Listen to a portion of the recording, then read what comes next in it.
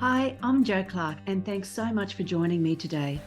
This is the Redefining Midlife podcast, a podcast designed for the 40-plus woman who is determined to challenge society's myths and beliefs around midlife.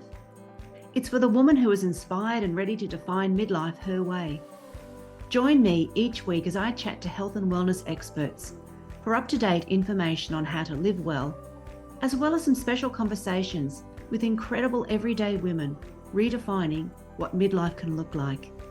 Here's to making our next half of life even better than the first. By the time we reach the middle of life, we've all got that unique life story. Now, in my life, there are some chapters that I just love and adore. And then there are other chapters I'm less fond of and others I just rather forget. But one thing I know for sure is that everything that I've gone through has brought me to this point. And right now it feels bloody fabulous, but it wasn't always that way. A few years ago, my life was quite different. And on the outside, I seemed fine. Everything seemed fine. But in reality, I was like a duck paddling underwater. And if anyone asked me how I was, I'd automatically say, fine, or good, thanks. Or on a really off day, I'd say, yeah, okay, thanks. I really didn't want to examine too closely how I was feeling, and I certainly didn't want to bore or, heaven forbid, burden anyone with the details. Now, I'm sure a lot of you would understand exactly what I'm saying. It's something that women are really well known to do.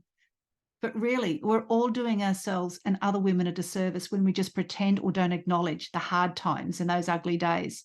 And there's absolutely no shame in having them. It's just the reality. Now, we can all be a hot mess. And for women at this stage of life, literally. Now, people can pretend they're not, but it turns out we're all hot messes. Hold that thought. We'll be right back. All of the changes in the middle of life can leave you exhausted and depleted. So I'd love to invite you to a very special free masterclass that's going to help you go from surviving to thriving before, during, and after the menopause transition.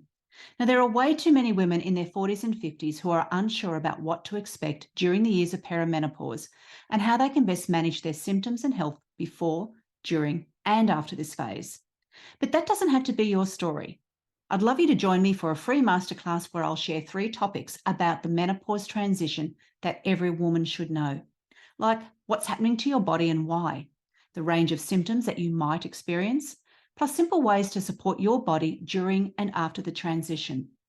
Now, I've helped thousands of women learn more about the menopause transition and how to prioritise their well-being, and I'd love for you to learn more about this phase as well. Because when you know more, you'll feel less overwhelmed, more empowered and confident. The free masterclass is online via Zoom on Wednesday, the 12th of July, 11 a.m. or 7 p.m. You can register now by heading to joclarkcoaching.com/thrive. Now, back to our episode. So what exactly was going on that made me feel out of kilter? You might relate to some of this. I mean, I had a loving husband who was very supportive. I had 2 great kids. I had wonderful family and friends. I had a secure job. And on paper, there was absolutely nothing that would suggest there would or should be a problem. And there were plenty of other women around me who had way more problems to deal with than I did. So it made sense for me just to keep quiet and soldier on, because, that's what women do too. But in reality, the pace of my life was going at breakneck speed. A number of huge life changes were happening, one after the other, and most of them at the same time, like keeping up with the demands of work and family, making sure that everyone was happy and everything ran smoothly, and getting the children through school and then dealing with that empty nest. So all of a sudden, my role had changed. And then I was helping to care for dying parents and on both sides of the family, and then coping with their loss. So all of a sudden, I'm an orphan. I'm not a daughter anymore. And working for decades as a teacher and then reaching that point of burnout where I just had to do something. So living with my hormones in check for so long and then experiencing the seesaw of perimenopause, that was just another level. And did I mention that we actually moved to a new town while all of this is happening as well? Now, perhaps some of this has happened to you and maybe some of it hasn't, and it will do in the future. But what did happen was that a couple of years ago, I had my bathroom floor moment, the one that you see on the movies where everyone or somebody falls into a heap on the bathroom floor. It brings you to your knees. And eventually, thankfully, these moments can bring you back to your senses. For me, it ended up being a small straw that finally broke the camel's back, or my back in this case.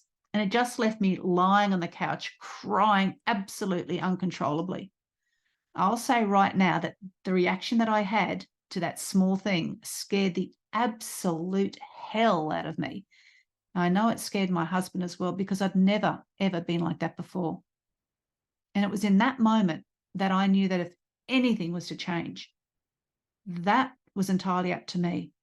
I had to take 100% responsibility for my life, for my decisions, what I do and what I don't do. And even if I chose to do nothing, that's still a choice, and it has its own consequences that come along with it.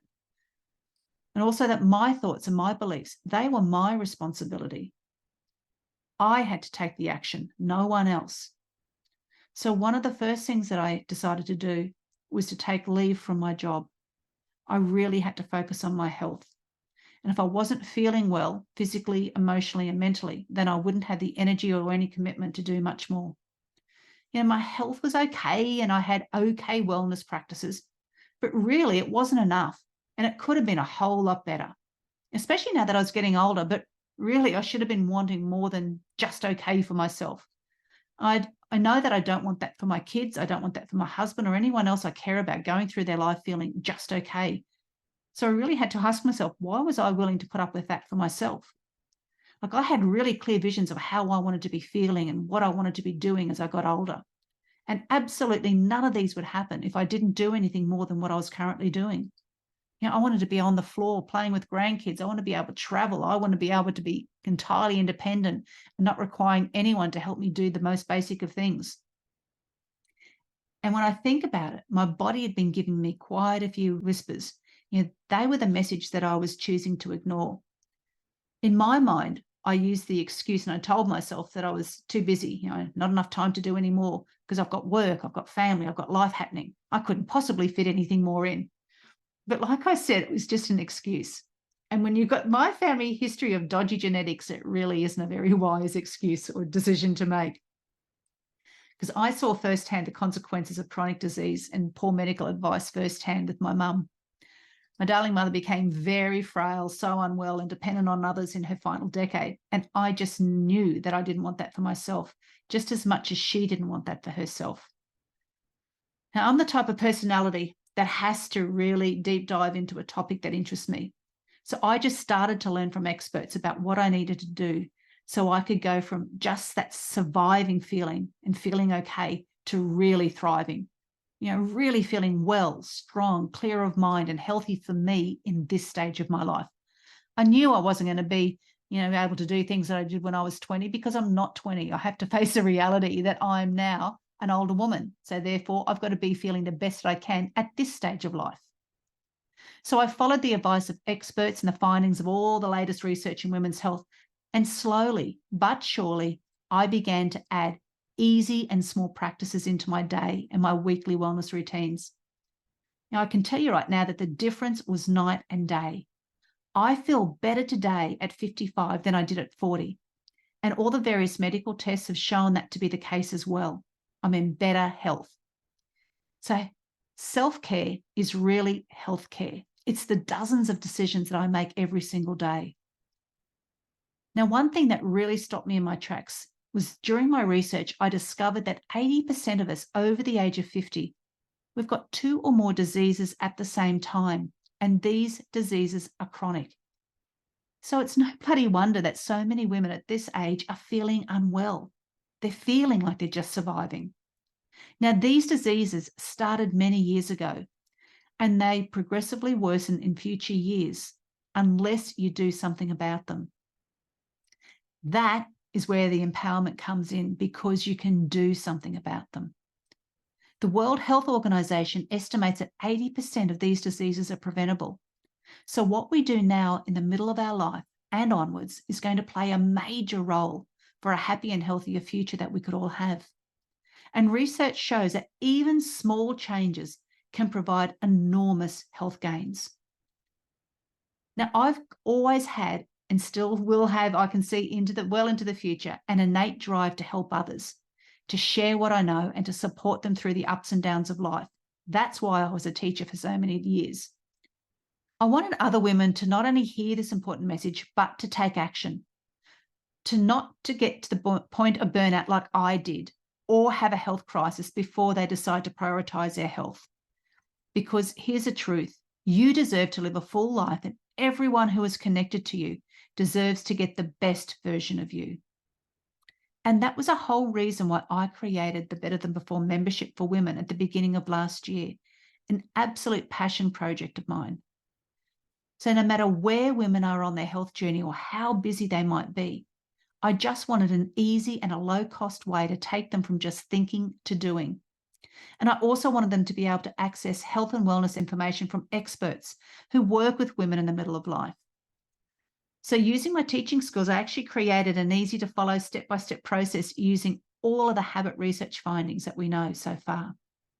And this framework allows any woman to create her own wellness recipe that suits her own needs and her lifestyle, no matter if she's only just starting or her health journey is well on the way.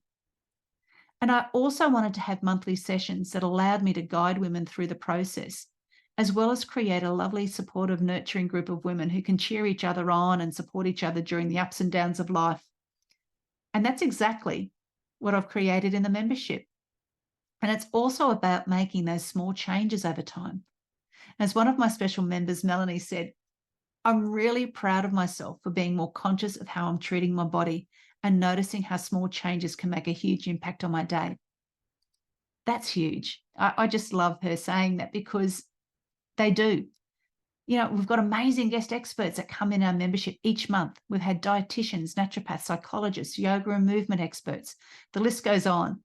And every guest expert works with women in the middle of life. So they get our specific needs and they tailor the information so it's relatable and it's easy to implement.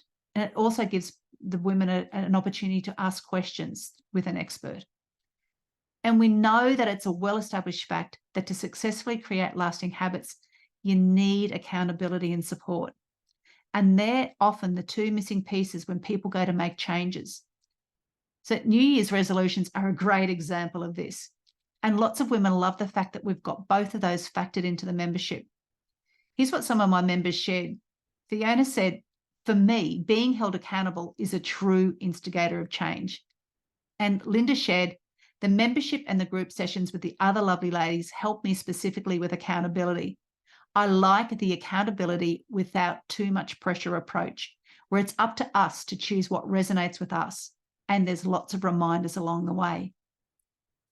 Now, the Better Than Before membership was designed for women just like you, just like me, just like Fiona, like Linda, and like Melanie. And each month in the membership, you receive clear direction, guest expert sessions, guidance and support, and lots of life-changing resources that are going to help you reach your health goals easier and faster. And those things are going to last. And at just a little over $1 a day, BTB can be just what gets you on the way from just surviving to thriving. Now, the membership isn't always open to new members, though. In fact, I only open it a couple of times a year. So from now until Sunday evening, the 16th of July, the doors to the Better Than Before membership are open. And I would absolutely love to invite you to join us. To join or to learn more, just go to joclarkcoaching.com/better. And if you've got any questions, just send me a message on socials or email me. You'll find all the links in the show notes. Now, as a BTB member recently shared, joining this group has definitely changed my life. Now, I'd truly love to change yours as well, because if not now, when? It just takes you to make that first step. Thanks so much for listening and sharing your time with me today. I'd love you to hit subscribe on Apple Podcast or your favorite podcast app to keep spreading these empowering messages. Please share this podcast with other incredible midlife women in your world. Join me again next week for another redefining midlife conversation. Thanks again for tuning in.